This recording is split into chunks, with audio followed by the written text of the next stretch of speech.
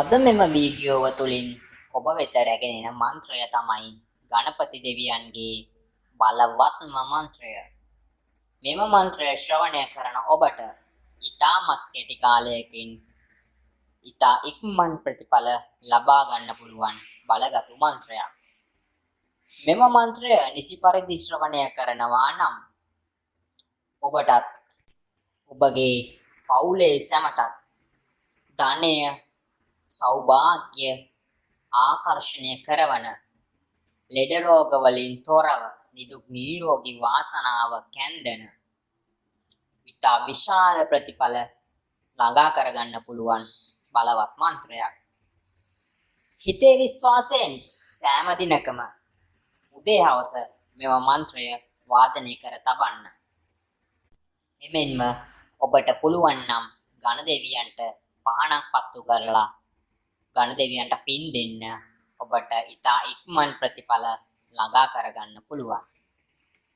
ඔබට ගණදෙවියන්ගේ පිහිට ආරක්ෂාව නිරන්තරයෙන්ම ලැබේවා කියා මායා චැනලය වන අප ප්‍රාර්ථනා කරනවා.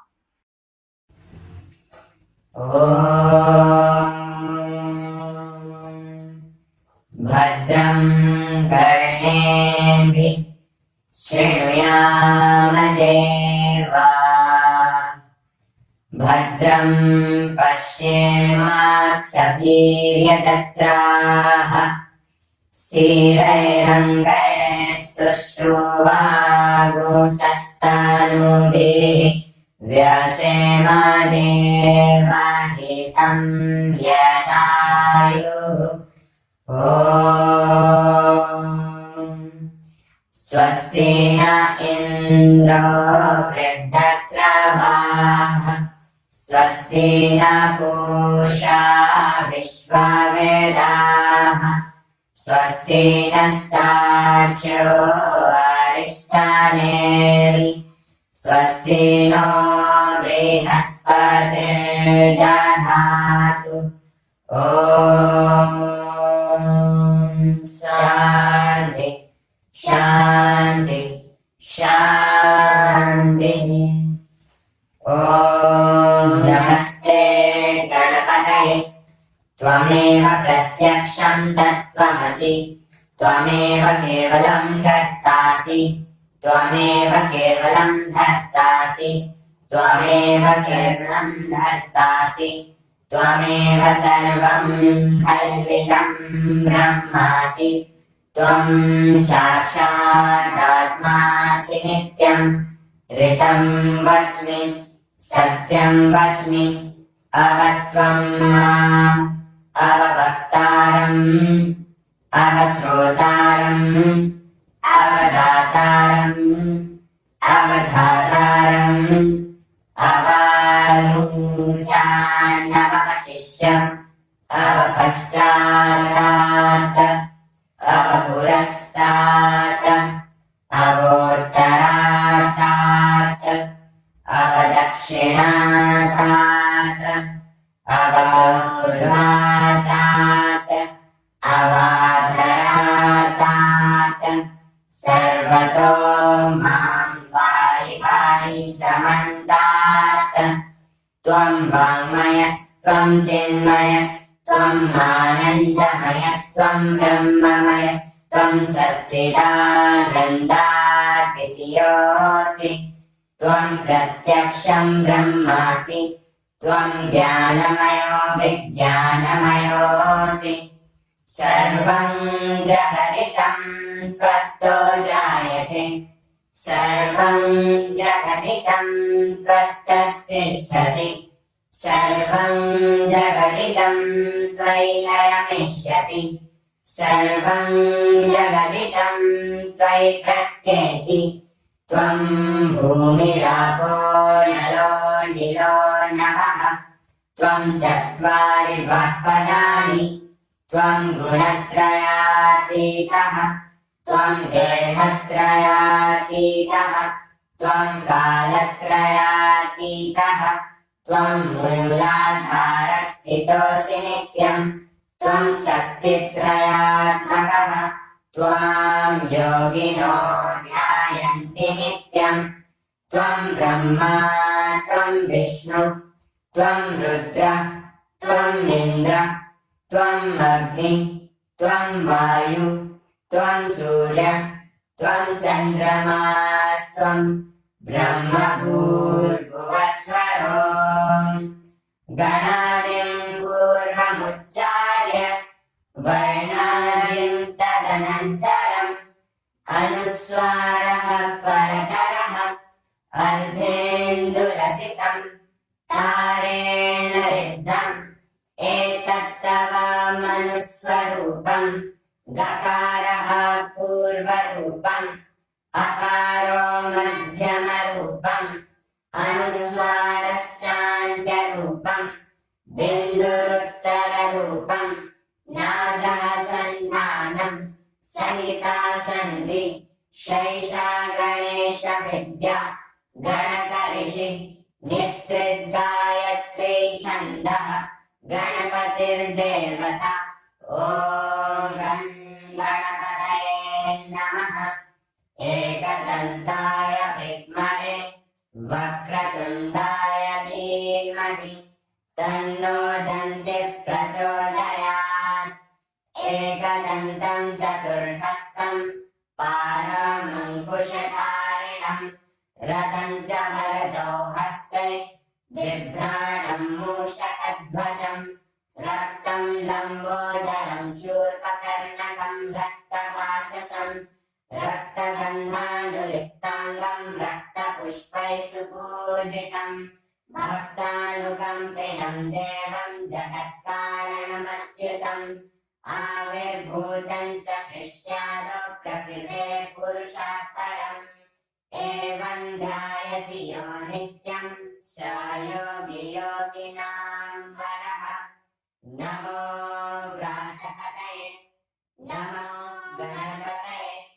नमः प्रथमपतये नमस्ते स्थूलम्बोदराय एकदन्ताय विघ्ननाशिने शिवसुताय श्रीवरदमूर्तये नमो नमः ॐ गं गणपतये नमः ॐ गं गणपतये नमः भद्रं कर्णेभिः शृणुयामदेवा भद्रं पश्येमाक्षभिर्यजत्राः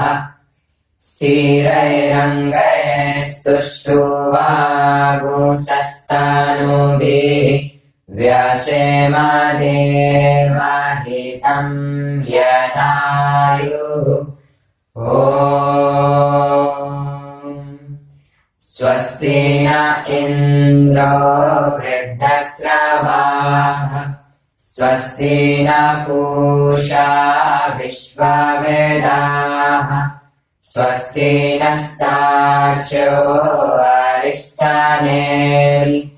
स्वस्ति नो बृहस्पतिर्दधातु ॐ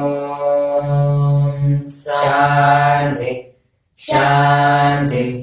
शान्तिः ॐ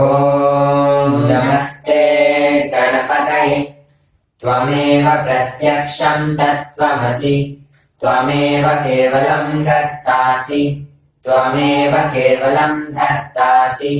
त्वमेव केवलं धर्तासि त्वमेव सर्वं कल्पितं ब्रह्मासि त्वं साक्षादात्मासि नित्यं ऋतं वच्मि सत्यं वच्मि अवत्वं माम् अववक्तारम् अवश्रोतारम् अवदातारम्